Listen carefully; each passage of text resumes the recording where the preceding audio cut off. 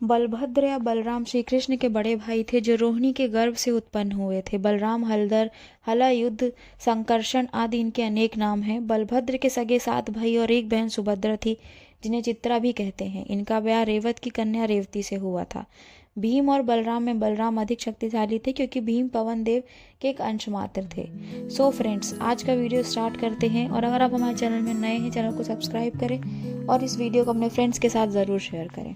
बलराम स्वयं शेषनाग के अवतार थे। यद्यपि भीम बलराम से अधिक शक्तिशाली थे, लेकिन बलराम गदा युद्ध में दक्ष थे और उन्होंने भीम को गदा युद्ध की दीक्षा दी थी। भगवत पुराण के अनुसार बलराम या संकर्षण को भगवान विष्णु का शेषावतार माना जाता है। मान्यता है कि भगवान विष्णु का अंश माने जाने वाले शेषनाग उनके हर अवतार के साथ अवश्य धरती पर आते हैं। भगवान विष्णु के 8वें अवतार श्री कृष्ण के बड़े भाई के रूप में शेषनाग ने बलराम जी के नाम से अवतार लिया था। ऐसे में बलराम का जन्म वसुदेव की पहली पत्नी रोहिणी के गर्भ से हुआ था, लेकिन रोहिणी उस समय गर्भवती नहीं हुई थी।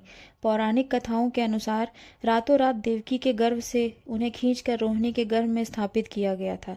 भगवान श्री कृष्ण और बलराम के गुरु महर्षि संदीपनी थे। संदीपनी ने ही श्री कृष्ण को 64 कलाओं की शिक्षा दी थी। मध्य प्रदेश के उज्जैन में गुरु संदीपनी का आश्रम है। जब कंस ने देवकी वसुदेव के 6 पुत्रों को मार डाला, तब देवकी के गर्भ में भगवान बलराम पधारे। योग माया ने उन्हें आकर्षित कर नंद बाबा के यहाँ निवास कर रही श्री रोहिणी जी के गर्भ में पहुंचा दिया, इसलिए उनका नाम संकर्षण पड़ा।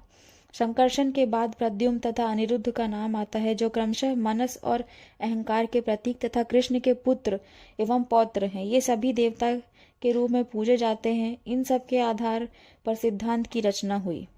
जगन्नाथ जी की त्रिमूर्ति में श्री कृष्ण, सुभद्रा तथा बलराम तीनों साथ विराजमान हैं। इससे ही बलराम की पूजा का प्रसार व्यापक क्षेत्र में प्रमाणित होता है।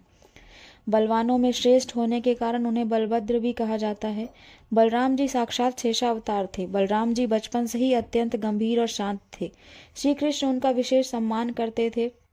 बलराम जी श्री कृष्ण की इच्छा का सदैव ध्यान रखते थे। ब्रजलीला में शंखचूर्ण का वध करके श्री कृष्ण ने उन्हें शिरो रत्न बलराम भैया को उपहार स्वरूप प्रदान किया। जरासंध को बलराम जी अपने योग्य प्रतिद्वंदी जान पड़े। यदि श्री कृष्ण ने मना न किया होता तो बलराम जी प्रथम आक्रमण में ही उन्हें यमलोक भेज देते। बलराम जी का विवाह रेवती से हुआ था।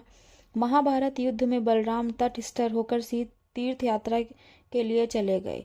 यदुवंश के उपसंहार के बाद उन्होंने समुद्र तट पर आसन लगाकर अपनी लीला का संवरण किया। श्रीमद् भागवत की कथाएं शेषावतार बलराम जी के शौर्य की सुंदर साक्षी हैं। भगवत पुराण के अनुसार बलराम या संकर्षण को भगवान विष्णु का शेषावतार माना जाता है। मान्यता है कि भगवान विष्णु का अंश माने जाने वाले शेषनाग उनके हर अवतार के साथ अवश्य धरती पर आते हैं। भगवान विष्णु के 8वें अवतार श्री कृष्ण के बड़े भाई के रूप में शेषनाग ने बलराम जी के नाम से अवतार लिया था। जब दुर्योधन और पांडवों के बीच संघर्ष एक पूर्ण युद्ध में बदल गया, जिसमें कहानी के अधिकांश महान राजाओं और सेनाओं ने भाग लिया, तो बलराम दोनों के प्रति अपने प्रेम के कारण किसी भी पक्ष में चुनने के लिए तैयार नहीं थे। उन्होंने युद्ध की अवधि बिताने का फैसला किया तीर्थ यात्रा पर। जब अर्जुन बाकी पांडवों की मदद के लिए पहुंचे तो उन्होंने बलराम और कृष्ण दोनों को मृत्यु देखा। चुपचाप उन्होंने उन दोनों का अंतिम संस्कार कर दिया, जबकि बलराम के नश्वर अवशेष जलकर राख हो गए। भगवान श्री कृष्ण का शरीर भी राख में बदल गया, सिवाय उनके हृदय के, जो अभी भी जल रहा था। भगवान श्री कृष्ण और उनके सारथी दारुक ने देखा कि बलराम जी के मुख से एक विशाल नाग बाहर निकल रहा है। समुद्र उस नाग की स्तुति कर रहा है। कुछ ही समय में वह नाग सागर में समा गया। इस तरह बलराम, जो शेष नाग के अवतार थे, शरीर त्याग कर क्षीर सागर में चले गए। सो फ्रेंड्स, आज की स्टोरी में इतना ही। जल्द मिलेंगे न्यू स्टोरी के साथ।